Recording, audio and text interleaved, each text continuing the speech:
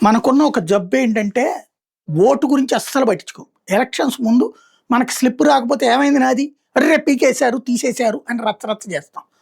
But sir అనే ప్రక్రియ ఇప్పుడు జరుగుతున్నప్పుడు జాగ్రత్తగా చూసుకోండి. మీరు ఇదివరకు ఏ ఇంటి అడ్రెస్‌తో ఉన్నప్పుడు మీకు ఓటొచ్చింది. అంటే మీ ఓటర్ ఐడీ కార్డ్‌లో ఏ ఇంటి అడ్రెస్ ఉంది. ఆ తర్వాత మీరిప్పుడు ఆ ఇంట్లోనే ఉన్నారా లేదా? ఉంటే చెక్ చేసుకుంటారు అయిపోతుంది. లేరు అంటే గనక పాత ఏ అడ్రెస్‌తో ఉన్నారో అక్కడ వెరిఫై జేసుకోవాలి.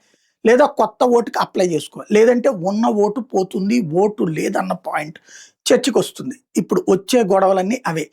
సర్ ఇంతవరకు ఆ రాష్ట్రంలో జరిగింది, ఈ రాష్ట్రంలో జరిగింది, బంగ్లాదేశ్ వాళ్ళని తేల్చారు. ఇంకోటి తేల్చారు, ఇంకోటి తేల్చారు, చనిపోయినటువంటి వాళ్ళని తీసేశారు. ఇదంతా ఒక ఎత్తు. మన ఓటు పోకుండా ఉండాలంటే మనమే చూసుకోవాలి. 3 సార్లు సర్‌కి సంబంధించిన ఉద్యోగులు మన దగ్గరికి రావడానికి ట్రై చేస్తారు. నోటీసులు ఇస్తారు.